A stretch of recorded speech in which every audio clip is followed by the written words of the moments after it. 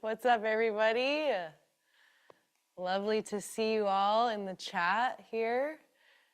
Thanks for all the good vibes and for joining the class. Yeah, I had to go.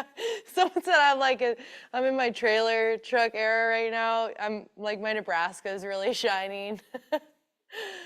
Love it. Well, thank you all for joining.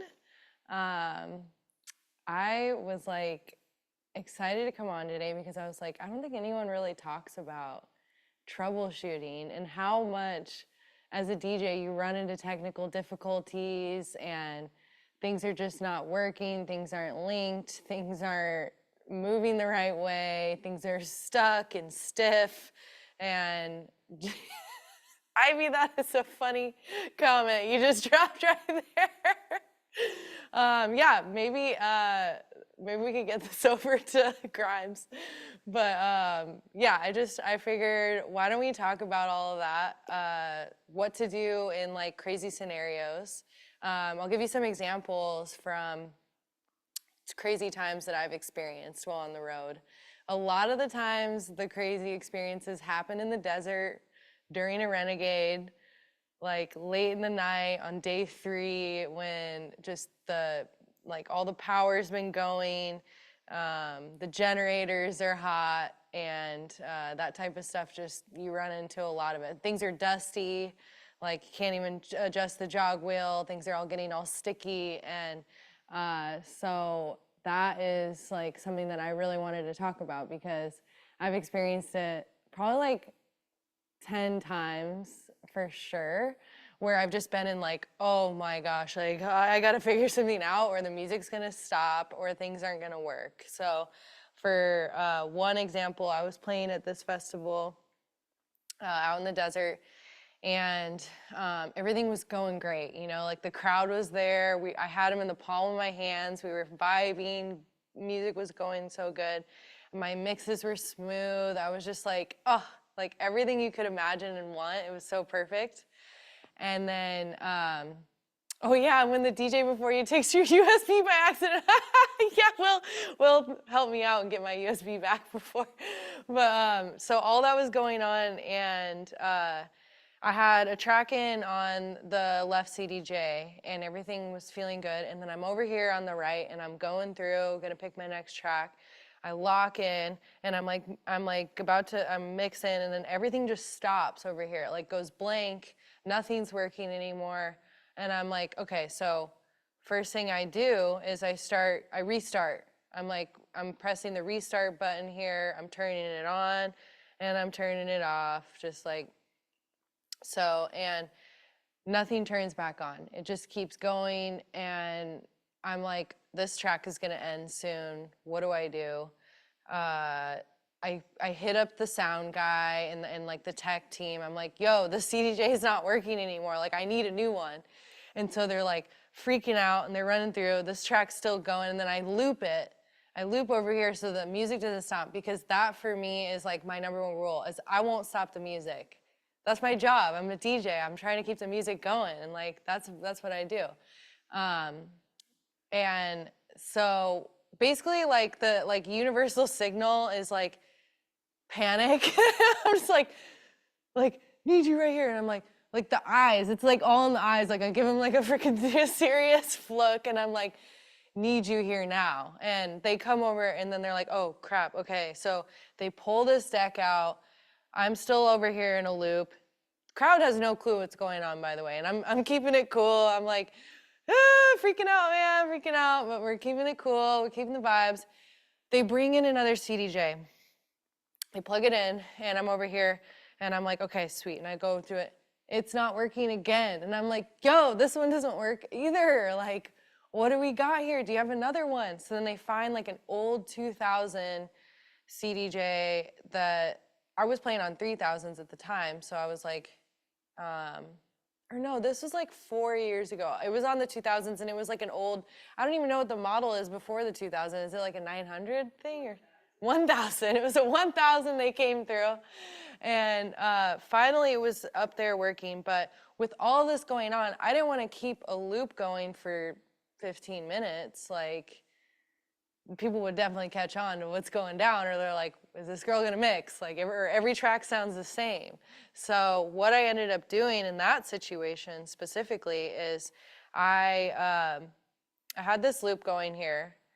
I went into the effects pad here, and I went over to, what was it? I think it was roll. And I hit the roll on when this was going on, and it created like this loop that was still coming out even when I pulled the fader down.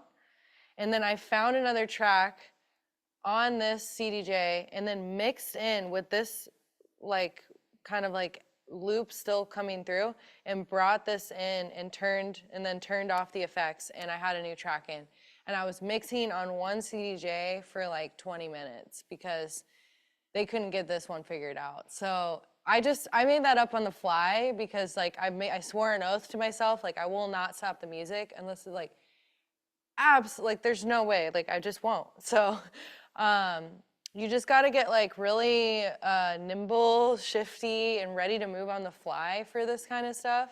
Another instance that Will brought up in the chat, bless you, Will, because he came through for me on that.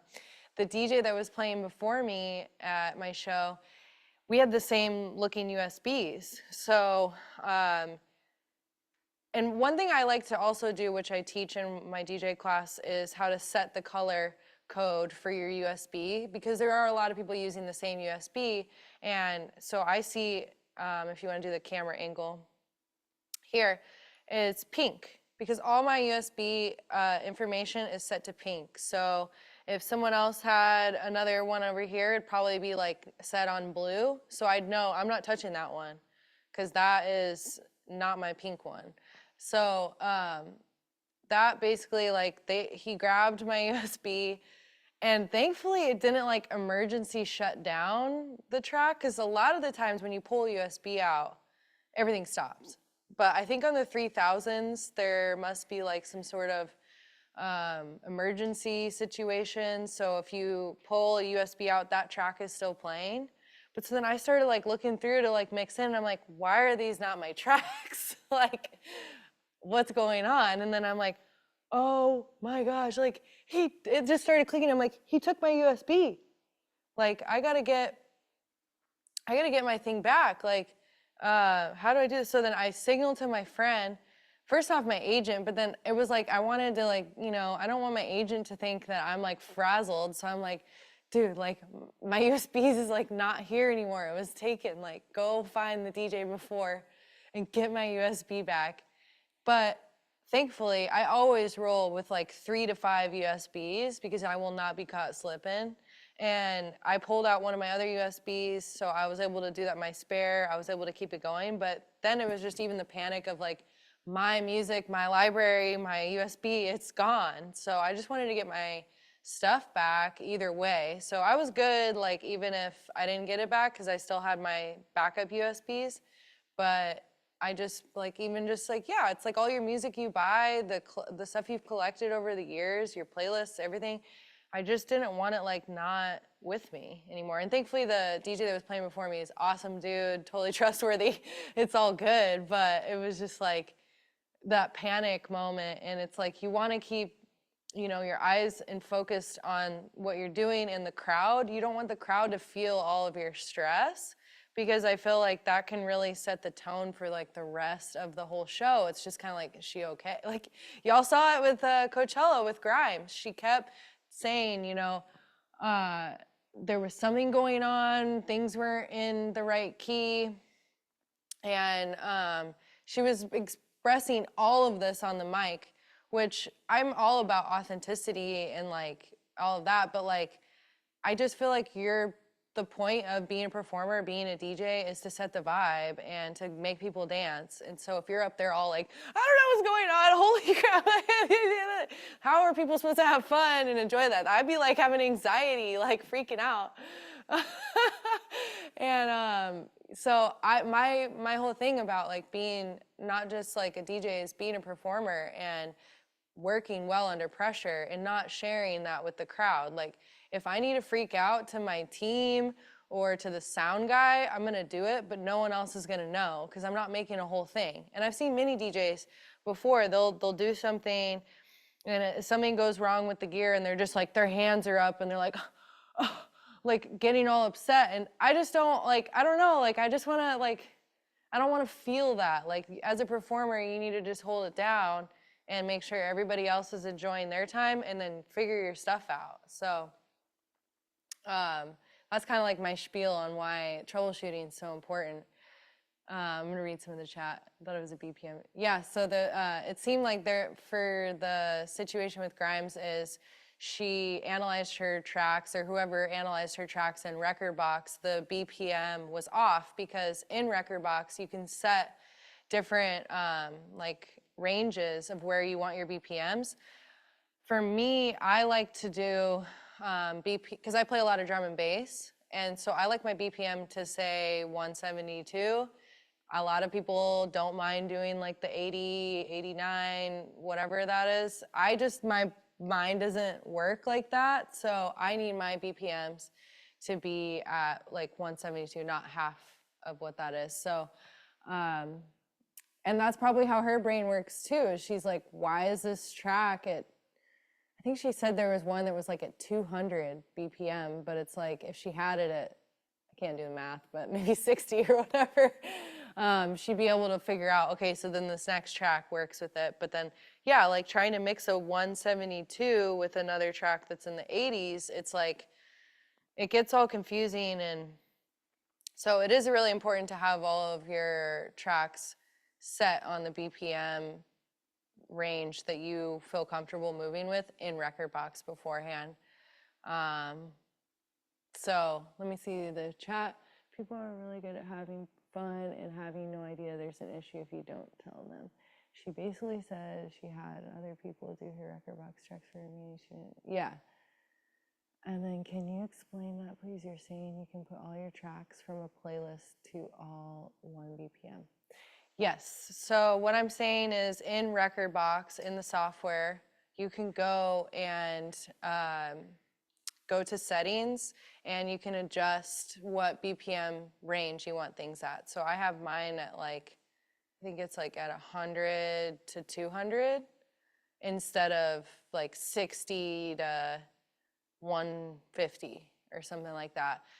Because that's just how my brain works. I like to see when I'm in a track at 170 for it to say 170 instead of, let me just do the math right here because yeah, no, for real, it's like this math is like 85, yeah. So if I want my tracks at 170, I don't want to see them at 85 because all the rest of my tracks, I have them at 170. So trying to adjust that on the fly is difficult. So it is, I'm not surprised she wasn't able to figure that out and it stressed her out. But that's why doing that Rekordbox prep in advance can set you up for success so that you're not running into those issues like she ran into. Yeah, so if track is at 86, yep, perfect. I've had difficulty exiting out of beat sync when the performer before me puts it on. Typically, this happens in XG. Oh, yeah. Solid question. More ganja. Sick. Yeah, did you guys see that I'm playing with Ganja White Night at Red Rocks on 531? Woo! I'm so pumped. Wobble Rocks. Okay, so I love that question that you brought up. Let me show you an example if you want to take the down here. Let's do it on the CDJ. So yeah, someone has it on sync already. Which is, I get annoyed by that too, but like, it's okay. Some people need to have that going.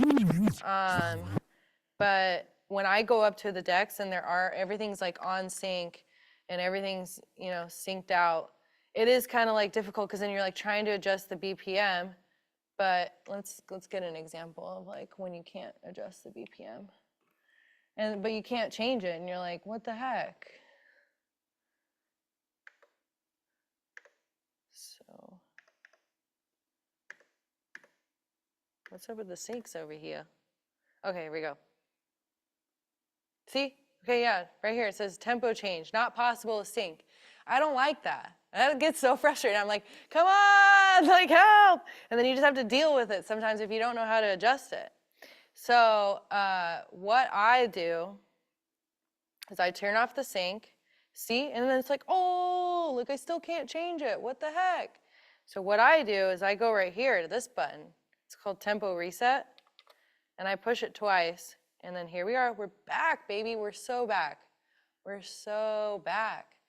And then you're able to fix that and not get caught up in their thing. So this tempo reset, it's kind of hidden. Like, honestly, I didn't know about it until like a couple years ago. But yeah, if you just hit it once, it still makes it so that you can't adjust it. But if you hit it twice, then you're good. And it's not on sync anymore here. So, boom. And then you're back and you're free and you're not stuck in a sync. We don't like that. It's super simple, but it is effective. Like little things like that is stuff that you run into often when you go up to the decks. Like the changeover moment, it's so quick, especially when you're in the house scene. You know, you want to mix in to other people. Bass is cool because you usually like you have an intro, people like they have a fade out, so you get like a fresh start, and it's like, all right, cool, like we're good. But in house, when you're mixing, you want to mix into the DJ that played before you, and so if someone had sync on and you're stuck, that tempo reset can save you and do that. But just FYI, when you hit that twice, and if this track is in, it's gonna change like real quick on everybody. So, and it's gonna go back to the BPM that it was at, that the track is like made at. One's on open decks, and I just let it play to slow room. F it, yeah. No, I feel you. Like, I've been there before where things, and it's just until you can get, so like, for example, like when someone has it synced and you have to stay at that BPM, say you're at 134, you just have to mix in that. Even though if you wanted to play a track that was at 120, you just have to go until you can get out of their track, then you're in that, and then click on the sync stuff, turn off like the master stuff, turn the syncs off, get everything off, and then you can start getting back in the game here. But then sometimes it's still even locked. So that tempo reset, that double, oh, I hit the wrong time. Yeah, then you're good. Okay, let's see you read in the chat. So I like to see my BPMs exactly as they are, LOL. That can happen in Rekordbox, correct? So like, do you have to have it in a range? The range is set, because some people like to mix at 80 BPM, 90 BPM. The range is set so that when you're loading in a track, it goes in either at half or on the full BPM. I like the full BPM too. So at 172, I don't want to see it in the 80 range. It doesn't compute for me. I'm like, I don't know how to do it. So that's why I set it in Rekordbox before when I analyze my tracks and get them onto my USB, so that they're in the range that my brain can work with instead of getting into a grime situation.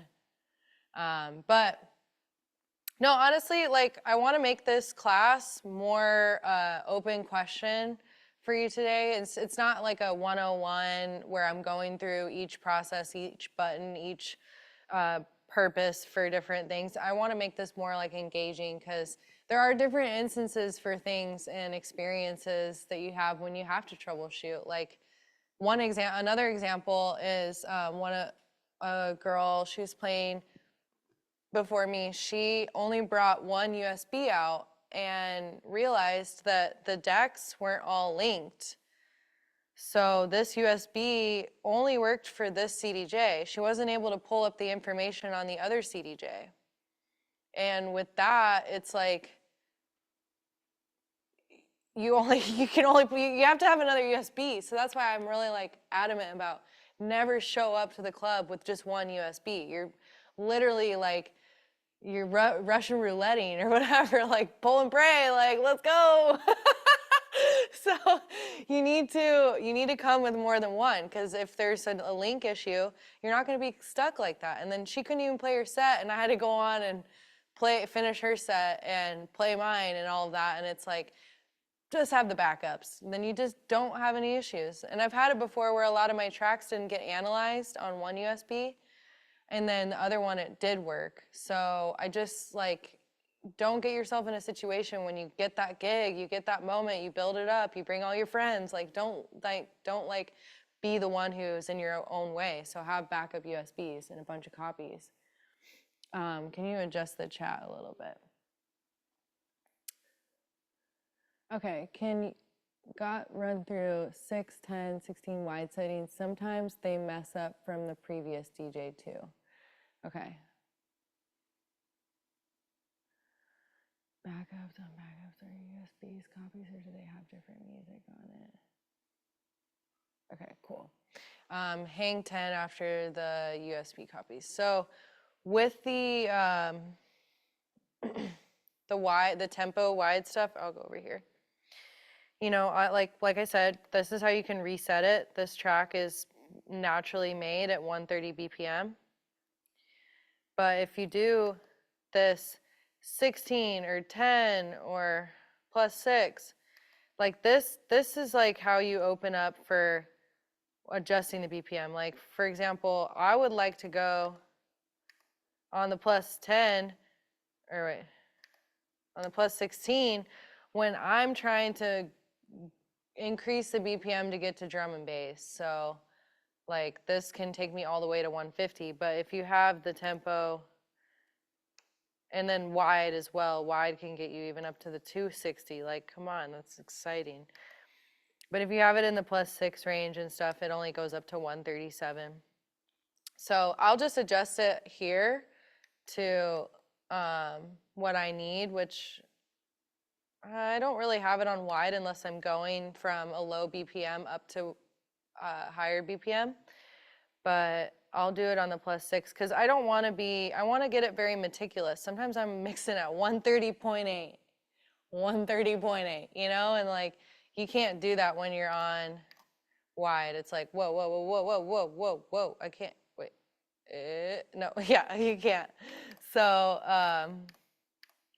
yeah, I keep it at the +6 range, but that's how you adjust that. Okay, and then all your USBs copies, or do they have different music on it? I actually have some old USBs on me that I used to use actually during Twitch days, like in 2020.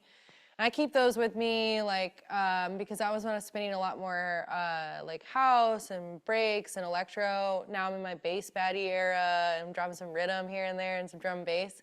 So I keep those older USBs on me just in case I'm like at a special party or playing back to back with an artist that might not have the bass music that I have on my new USBs. So I always keep those too with me. I just like, for example, here's my little bag. It's cute little, and I've got everything in here. I've got this is the old USB from back in the day. This is a USB that has a lot of my originals on it. So if I'm like, I see Diplo out or something, I'm like, dude, here's a USB, check out my music. I haven't done that, but I just have it on me just in case. And then, yeah, my other USB, and then I got my earbuds. I have my wallet in here. I mean, it's just like I got everything I need. Got like little crystal thing. And then I've got even a cord in here too that I could plug like my phone in. So if I want to record my set onto my phone, or if some issue's going on with everything and I need to still get music in, I'll plug this in right here and I'll send music straight from my phone. Because like I said, I'm not going to let the music stop, period. Like wherever I show up, music's coming out. So yeah, that's like my little bag of tricks and things. And then, okay, like, can you explain the red grid lines that we typically try to align and how those work? I was on decks where both grid lines wouldn't show, even when hitting master, so I couldn't get the visual double check. Trying to see what you... Are you talking about the, like, right here, these lines?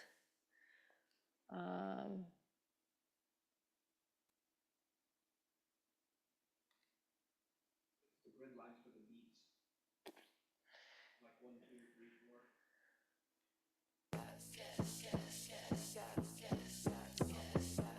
4. Okay, like up here. Okay, like these ones right here you're talking about, right?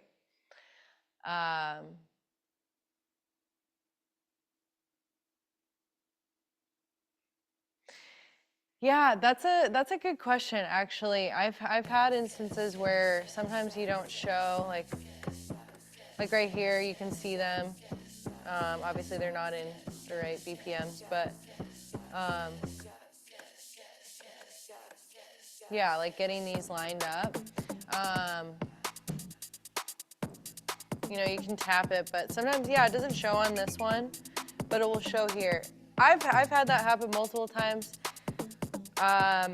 That's when I just really rely on my ear and my training that I've been doing on beat matching. So I don't really worry about that, which is why it is important to like learn some vinyl or beat match like with the sync stuff, because then, yeah, you can get into instances where you even press sync and that stuff's not even synced up or sounding right because you didn't really analyze it properly in Rekordbox, which you would want to update the grid lines and make sure that they're on the beat correctly. So that's a whole thing on Rekordbox as well that can be helpful for you.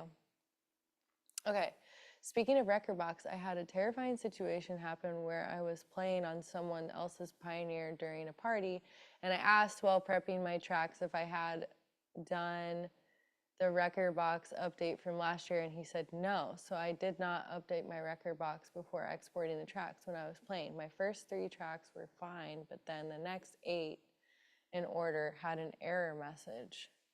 I was going down the line trying to find a track that worked and had to remove a huge chunk of my set. Can do in the moment to deal with a file error like that. It was horrible and I never want to do that again. We found out later that it was because Rekordbox had updated on his equipment automatically, even though neither of us had done it manually on our laptop. And now I know, but I had no idea in the moment why my tracks weren't loading. Yeah, that is something that definitely happens here and there. I don't update my Rekordbox, by the way. Every time they drop in, like, hey, update, I'm like, X, no, like, I'm not trying to lose data. I don't know why it's like that. That's something I have brought up to them when I've talked to Pioneer. It's sketchy to update your red rocks, your red box. I'm just thinking about red rocks. Sorry, I'm so excited for the snow.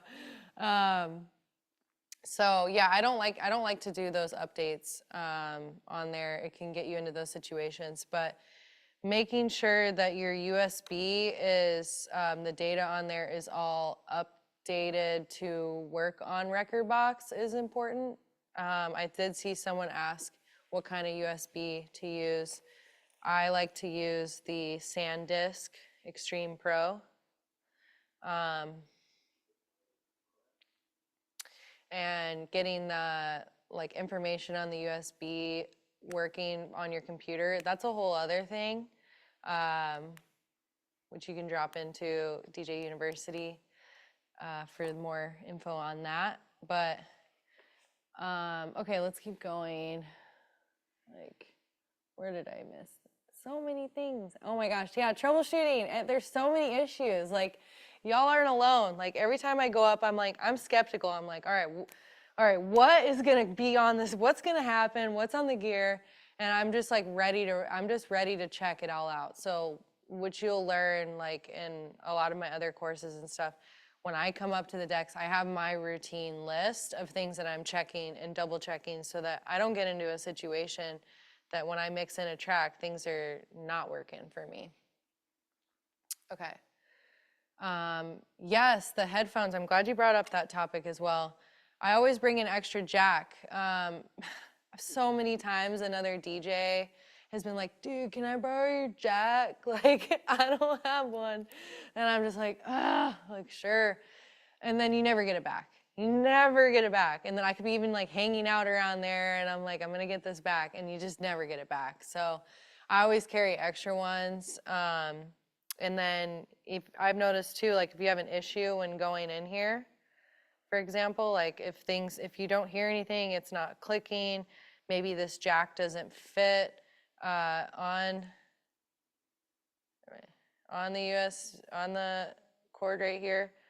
I just don't forget, you also have this option that you can go in direct right here that you don't need the jack for, but yeah, just bring extra of these jacks for sure. These 1/4-inch things. Yeah, there's so, I mean, a lot of chords to figure out.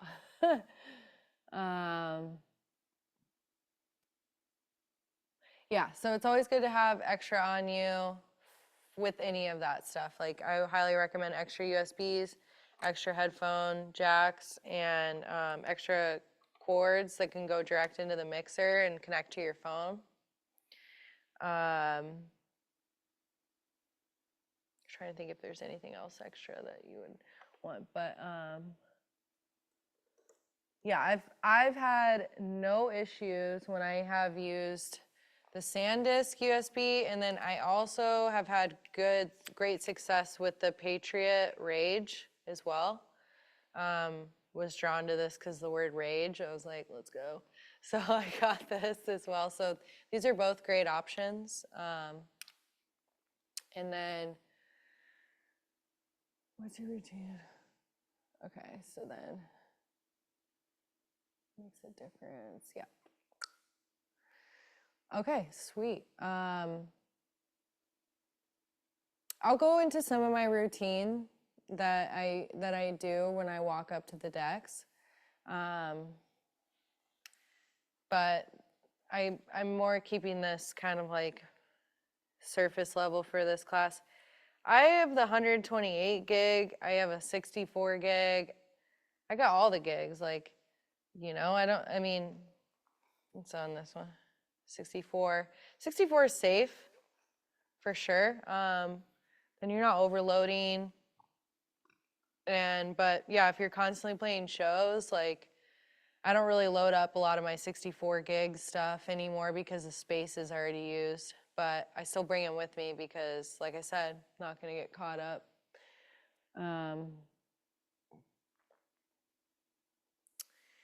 Okay, yes. So there is sometimes a situation when, like, let me see if actually I have it on this one, because I do have a track that, like, it just doesn't load on here, but it works on Rekordbox and it works on my 3000s, but when I'm playing on these 2000s, it's not showing.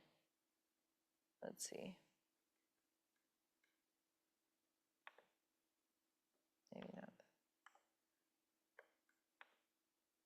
Yeah, right here, unsupported file format. Wow, so annoying. It's just like it happens, but it's like maybe it's a FLAC file. This is a track that I had bounced direct from Ableton. I have no clue. Like sometimes you're just like, I don't know. So what I ended up doing is I converted this track and bounced it as an MP3, and it works here. Yeah. So it's annoying because I didn't know that was going to happen. And one time I wasn't able to play it because it just wouldn't show up. But it works on my 3000s. So I think there's like some issue with update. I don't know if anyone in the Kill Kindness crew has a chime in on why that might not work. But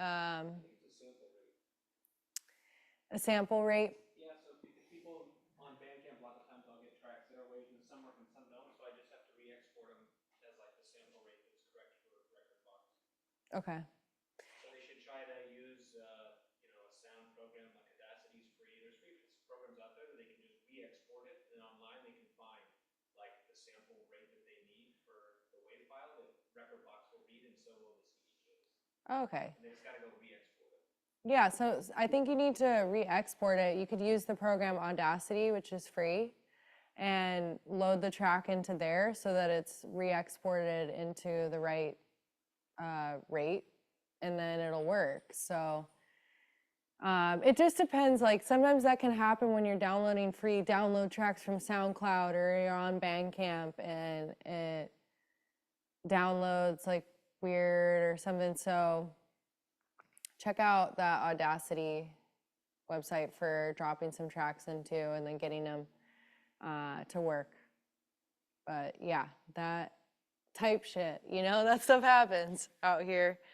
Trying to think what else there is for some good troubleshoot vibes that have happened. I mean, when in doubt, I will always like turn on and turn off and then turn back on. Like do a full on reset. Obviously not on one that's has a USB that's playing out or that you have the track in on that CDJ. But if you're having some issues, do a full on reset. I've had it, even with nothing that really even was going on, the CDJ just was like frozen. It just like stopped doing anything, and I was like, oh no, here we go again. But I just restarted it and we were good. So like when in doubt, do a restart. Always bring extra USBs, always have everything on you like that. And then, you know, a lot of the times too, I'll go up onto a CDJ and I can't use the effects knobs because like some things are like stuck. Maybe there's dust that's been going and they're not working, and you just have to get over it. And you just find other ways to mess around or cut a lot or do a lot of messing around with stuff and like using just the filter here. But, you know, like sometimes there's just issues, things won't work. And then also paying attention, like sometimes the BPM on your effects over here doesn't automatically sync. So I could be at a 140 track and it stays on 130 because that's where you left it. So if they're not all like, if it's not linking and syncing, then just, you know, be ready to tap so you can get it at your 140 pace that you want, so that when you're hitting these effects, they're sounding good. Oops.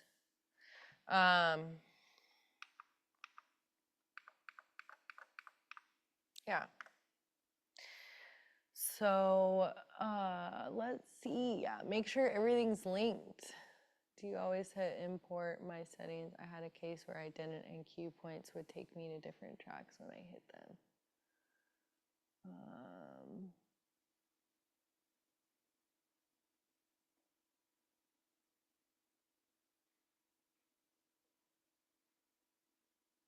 Dang. So you had like cue points.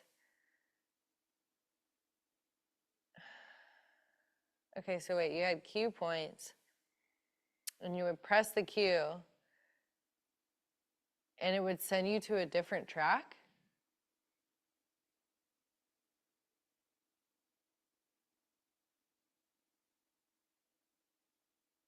Got it. Okay, yeah. No, totally. I feel you. I've been there. Sometimes there's like auto play going. Let's see. Where is that in settings? Let's see. There's like a auto, like, well, it would just like keeps playing tracks, and like you don't want it to start up the next track, and like you want to be able to do it, and like sometimes I have to like try to catch a track and like set a cue so that it's just not playing automatically through. I think that's what I think. Hold the button menu. Hold it down. Okay. So like, oh yeah, right here, it's doing it. Boom. I'm like, whoa, I didn't even press play. Like, what the heck? And then I'm like trying to go back to start, and it's like, dude, come on, like. And then you go here, and it's like already going again. And it's like, whoa, whoa, whoa, whoa, whoa. So like sometimes I'll do that, and then I'll just hold it, and I'll hold the cue and set a cue, and it'll stop. But then you can also go into the menu here and go to hot cue auto load, I believe.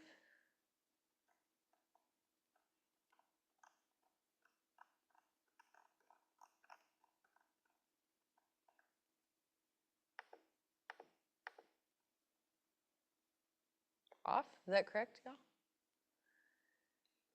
Kinder? I don't know. I haven't tested that setting. Okay, let's see. Still going.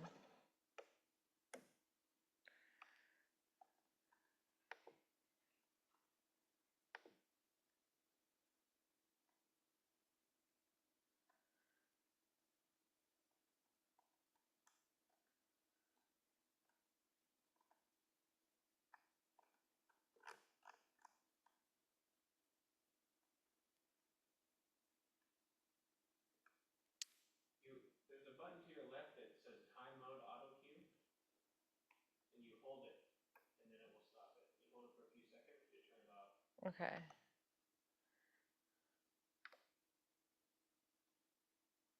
And now hold it, and now try a different song and see. Cool. Sweet.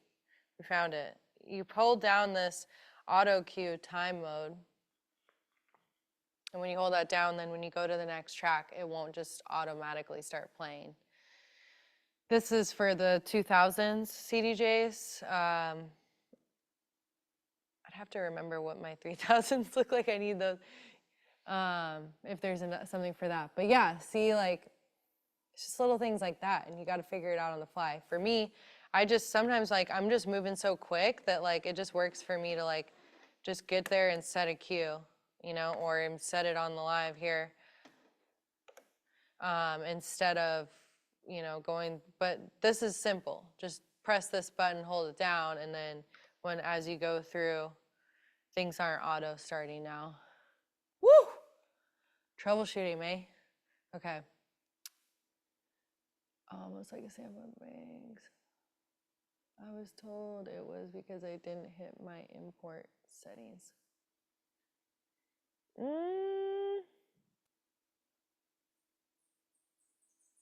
Yeah, I don't see it happening on the 3000s much, which is why I love them. Those are the best.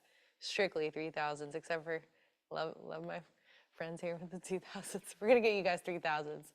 Let's raise money for 3000s for Killed with Kindness. And so then we never have to deal again. But yeah, so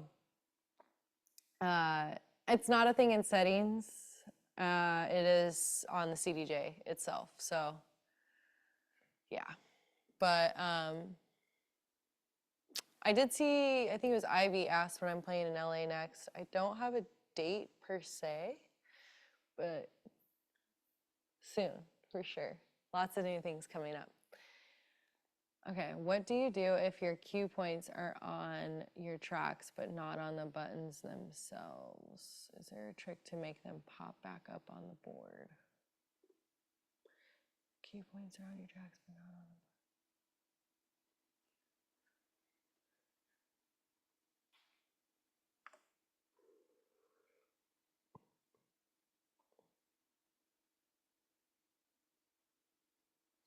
I'm trying to understand your question.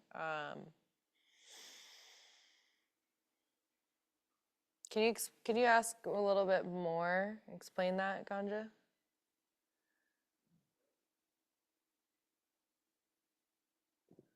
think she means the cue points are like, you can see it in the waveform, like on the screen, but they're not in the actual buttons on the side where you activate them. Maybe.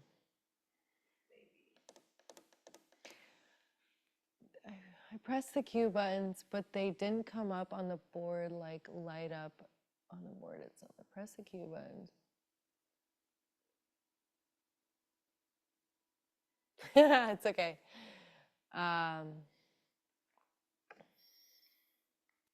Let's see.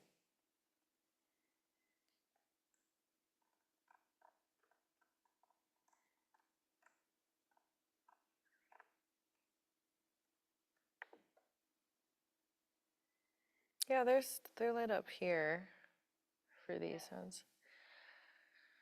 I don't know. I'm not sure that I've experienced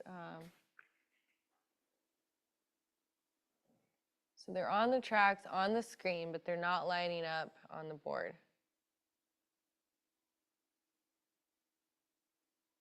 It was just manual scroll, and it was stressful when the cue was towards the end.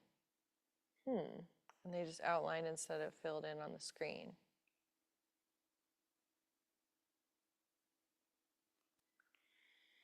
Let's take a look. Hot cue color on. I would assume check in the menu settings here and make sure that the hot cue color is on. Because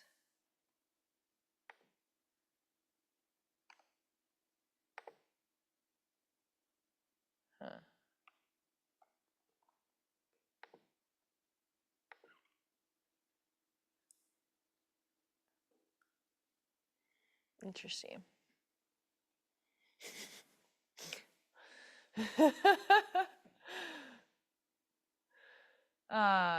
Yeah, man. Like, this stuff is for real.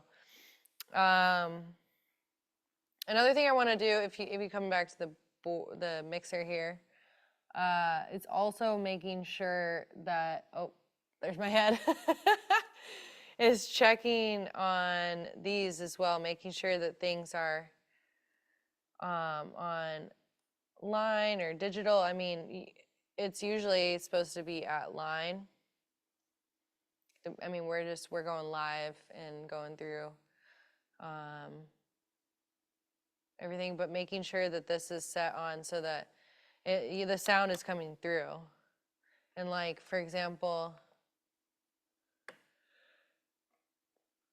you can see it's gonna work. That's how I usually indicate, all right, we're all good. That's what the channel is on.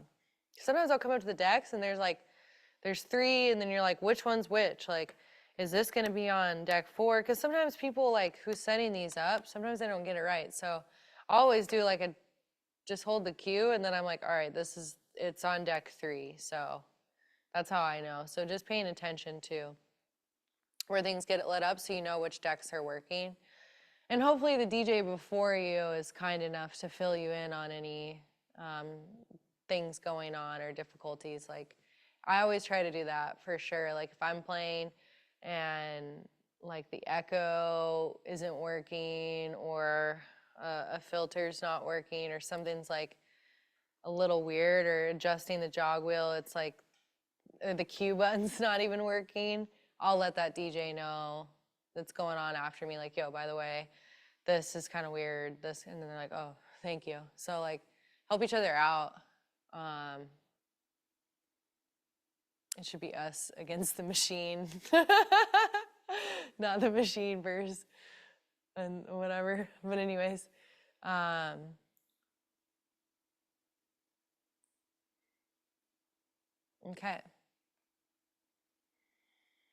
Yeah, the cue stuff is difficult for sure. I do a lot of my cue setting on record box typically, but I actually have been finding it. I've been having fun setting the cue points at home on my 3000s, but you could run into an issue that if I set them on my 3000s, then they're not working on the 2000s. So it is good to kind of keep everything in record box.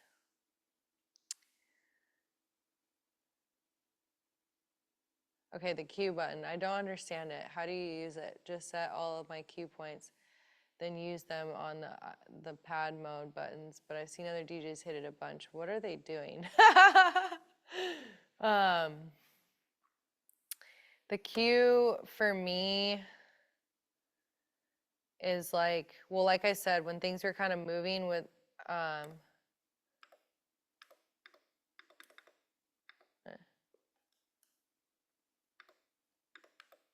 oh wait, I'm not in a playlist, that's my bad.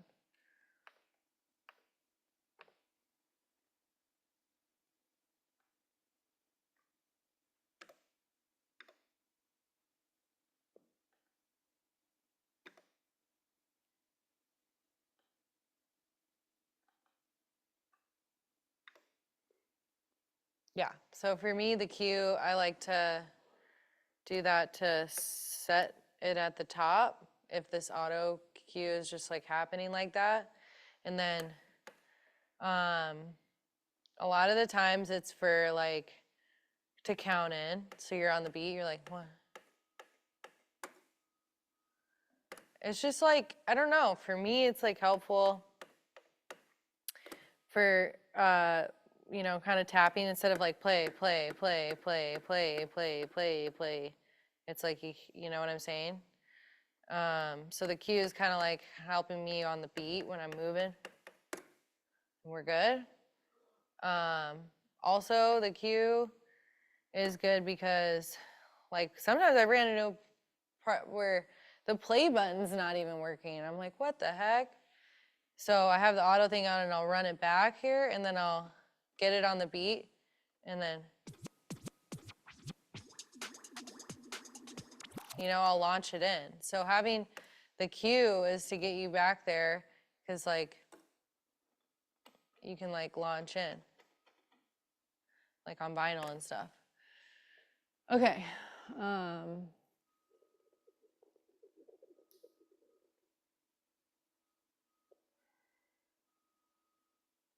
Yeah, like the cue might not work for everybody. I don't use it all the time, but sometimes it's like, I don't know, it's just like a, like we're all a little on the spectrum if we're DJing, but it's just like, kind of helps you moving and grooving with it, but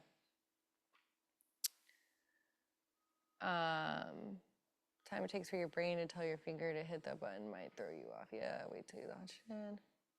Wait, how do you launch it in? What button is that?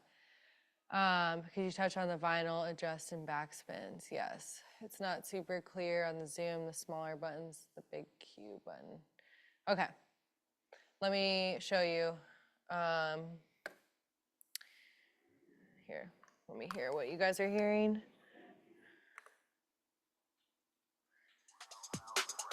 Okay. So here's the jog adjust.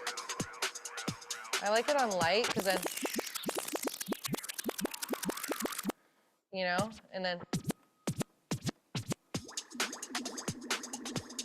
and that's because the play's already set.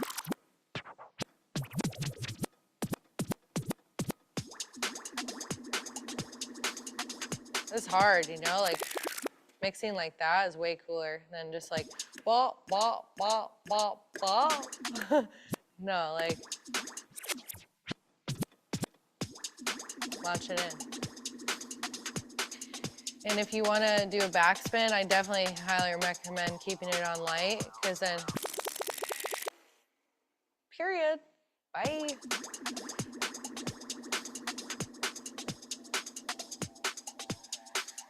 I use my whole body because I said I did dance.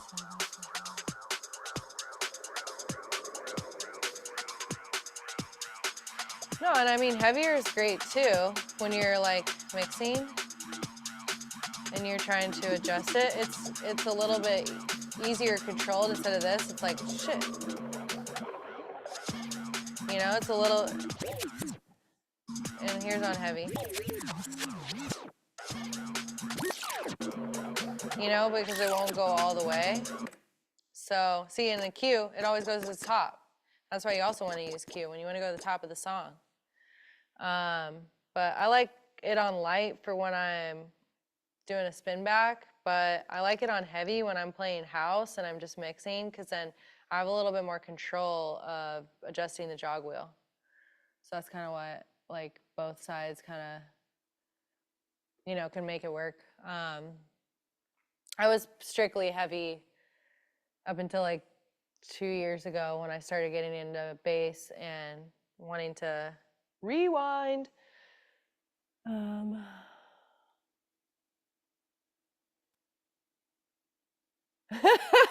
Yeah, you're like that one TikTok, like, what do DJs actually do? Okay, my brain adjusting timing with the first 3 taps and then actually play is perfectly on time. Yes. Lancer, exactly. That's what's great about Q. There's a lot of reasons to use it. So yeah, I mean, that's like kind of like the the rundown on some troubleshooting vibes.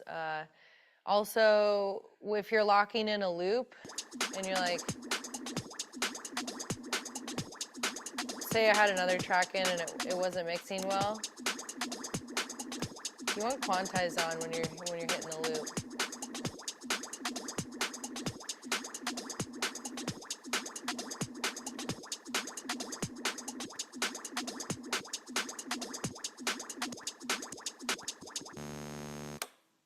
Shut her down. But yeah, quantize is good to have on when you're locking in loops, but only other time I take it off is when I'm doing that kind of like fun move.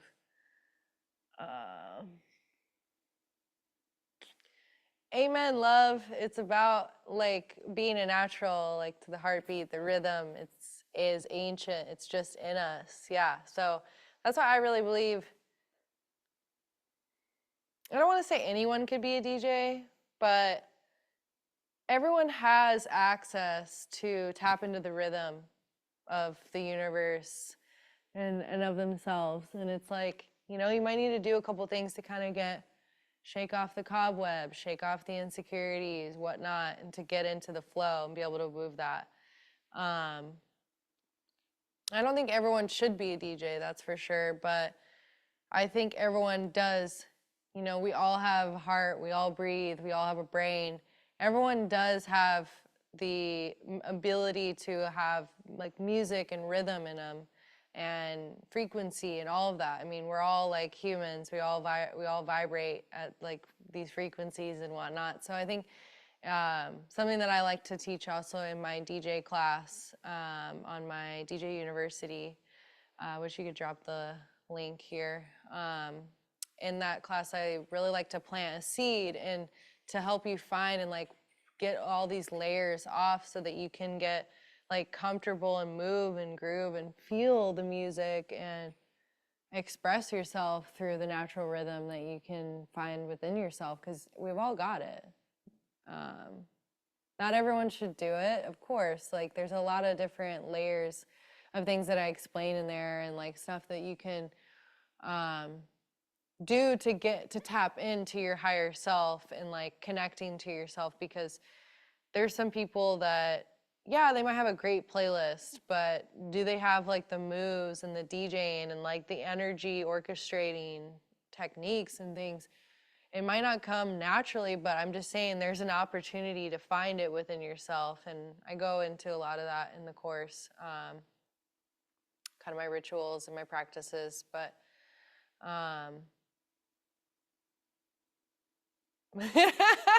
no, Patrick, are you saying Patrick Mason? Because he literally the best moves ever. That is like a peak freedom of just like feeling the music and like moving. Like that's why I say DJs as athletes too, because like to be able to do all of this, well, all of that, like that takes a lot of like, you know, coordination in flow state type of stuff. And you can find that and you can unlock in that.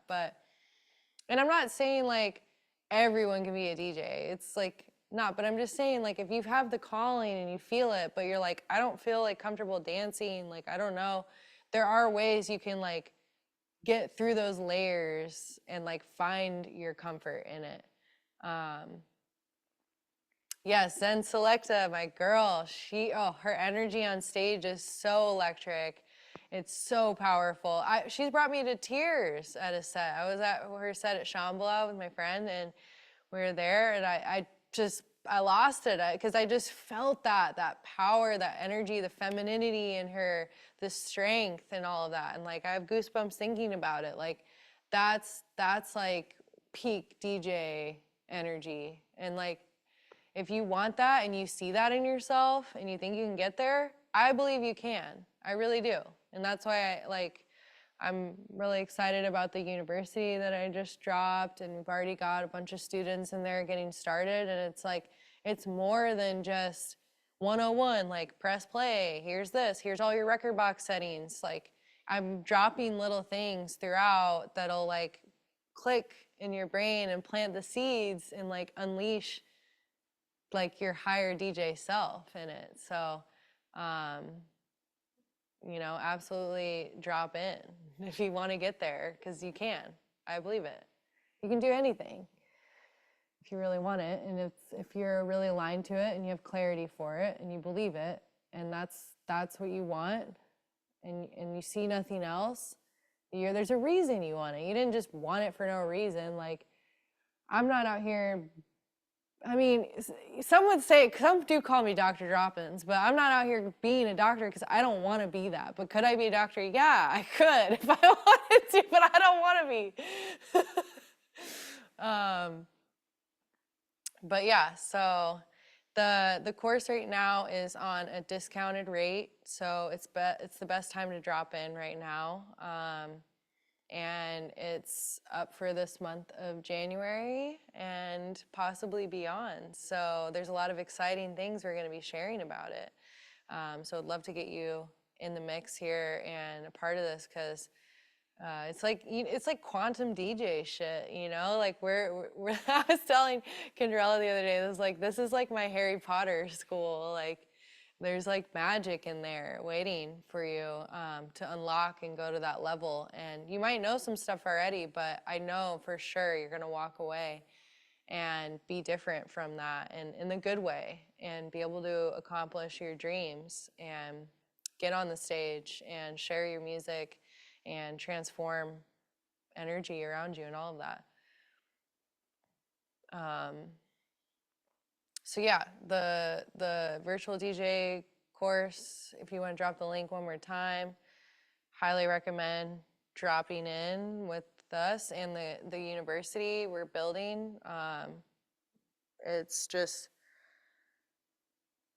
next level, you know? Like, I mean, I'm excited to see what more we do, and we got a lot more announcements coming from it, and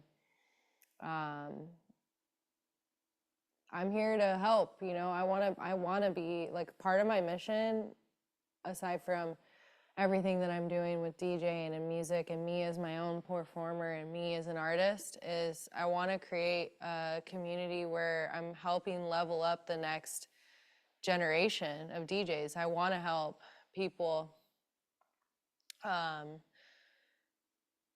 that are truly feeling called to this type of this work, you know. I'm not trying, it's not like some of the DJ stuff got a little crazy. Like, there was like the influencer takeover, the people that aren't really in it for the music and for a higher purpose. And that's what I'm trying to do, is to cultivate that community of quantum DJ soldiers out here, doing something different, you know. And a lot of the times, some of these DJs, they got caught up in the partying, the drugs, and lost what the power of sound really can bring to people. And it's just like, we had to do it. So I hope to see a bunch of you in the class. And we'll be doing still some more of we'll be doing the FEMME House classes, of course, still rocking with that. FEMME House is where everything started for me, and getting up here, and they brought the teacher out in me, you know, like Lauren LP, they were saying I'm a really gifted teacher, and I was like, what? Like, but it was like I've had it this whole time, and they're the ones to propel me and push me into doing it. So I was just like, really, really cool, and I'm really grateful for getting to do this out here, and appreciate you all dropping in to learn a little bit about the troubleshooting game and the mindset that I'm in. Happy to answer some more questions. I do go into a lot of this in the university as well, and I'm just reading. I'm trying to read and talk at the same time, but that's what we do as DJs, you know? We're like doing it all at once. Aw. Y'all are awesome. That's awesome. Would I ever offer something similar to music production? Yes, I totally see myself doing that. I mean, I feel like with DJing, I'm not at my peak, but I'm at a really good place with my knowledge, and you can always keep learning. With production, I'm still finding my way, you know? So I want to be able to offer something when I've got it like full on lock. Like I still work with other friends and they give me advice and help me through things. And so I wouldn't say I'm an absolute master expert at that. I feel confident in being a master at DJing though. So that's why I felt like, yeah, let's put this out. Let's share what I'm about.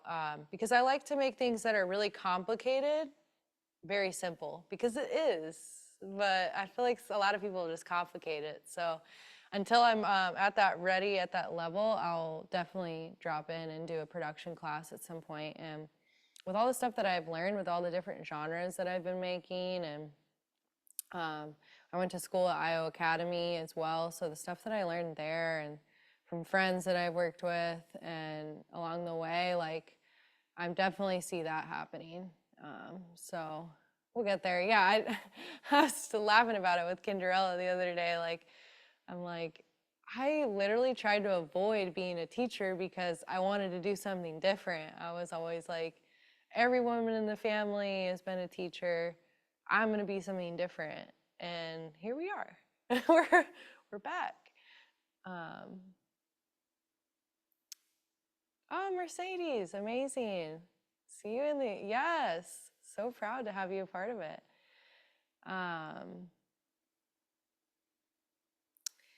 Yes, I love that question about embracing multiple genres as a DJ when there's pressure to find your sound. Oh man, the pressure is for real. There's many times where I was just like, fine, like I'm house, okay? Like I'm done, like I'm not gonna play breaks anymore. It just didn't feel good. No, no, I just didn't. And like I just kept staying true to me. I've had to run into many times. Like I used to play at a club, like in Dallas or whatever, and they didn't want to have me back because they started seeing me posting bass on my stories, and they're like, "We're a house and techno club," and you know, it was like that hurt my feelings because I was like, I love that place. Like I wanted to play there again, and the crowd loved me when I played last time. It was huge, and I just, you know, it hurt. But like I've had to stay true on what's me, and I'm not just one sound. I'm not. I'm multidimensional. So having all of that, like, you know, there's certain things like you're gonna run into it, but if you stay true to you in the end, that's when the bigger reward comes. Because now it's like, oh my gosh, like I got all these amazing students in class right now here to learn from me and that are genuinely like curious about being multi-genre. And it's like, that's a reward. Like, because I was able to push forward with that and stay with that. And now I can inspire others. And now I'm opening up lanes for others to do that. And, you know, like, that's more of a reward to me than being like, oh yeah, I've got my fees up at this, I'm playing all over because I'm strictly house, like, and everyone was able to identify exactly who I am right off the bat. Yeah, sometimes I wish I would have done that because it would have been easier. I probably would have made a lot more money and been maybe bigger, but I don't care. Like, I don't want to be what I'm not. So I'm just gonna keep going on this and keep figuring it out. So that's like my advice is just be you, and the right people will fall in place. And guess what? I gotta go play in Dallas at a sick ass event that I was like the second person playing of the day, and there was like thousands of people that showed up and they all came through for me. And I was like, no, because like they connected to me.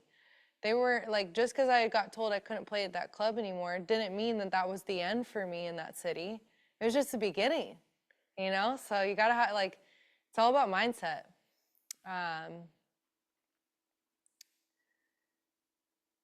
Oh, yes, the Spice Girls into the Bass Cannon Liney remix. Stop, that's so fire. Go off.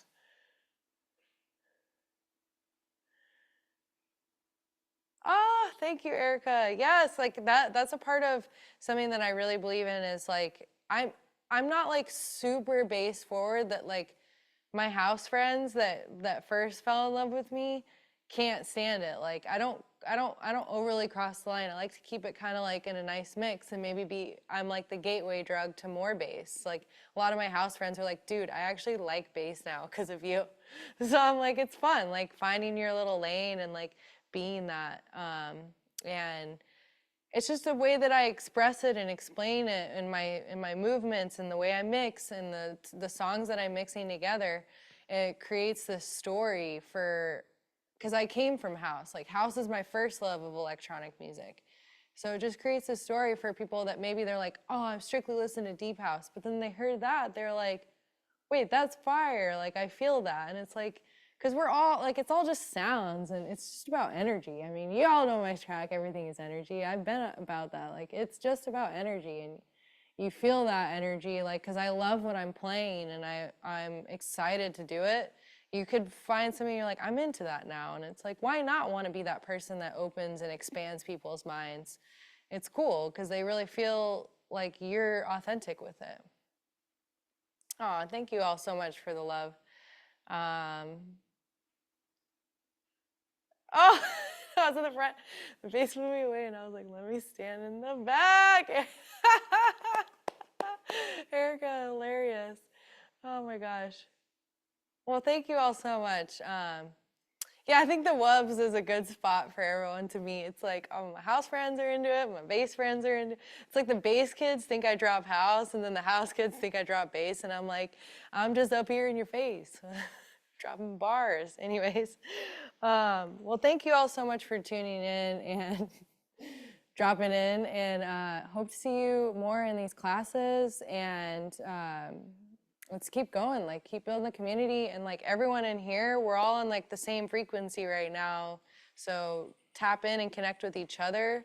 That's what's cool about FEMME House and my DJ class is like we're creating community, and that's really what fuels all of this. Like the more we work together on the ground as artists, the more we can like blow this up and make this bigger and better and keep fighting. Like we're not competing against each other. The more we help each other, the more we rise and the more we can keep doing this and all this art. Like it's so fun. So let's keep it up. But all right, y'all. Thank you and love you. Catch you online and at the club, in the festy, wherever else. I'll be in Chicago with Levity on the 31st of January. It's gonna go off. My first official show of the year is February 20th in Tampa. And then I got a lot of news I'm gonna be sharing. A lot of changes in my life are coming up and freaking out, man. But it's just a part of life, right? You gotta do stuff that scares you. But more on that later. And we'll be in touch. Thank you.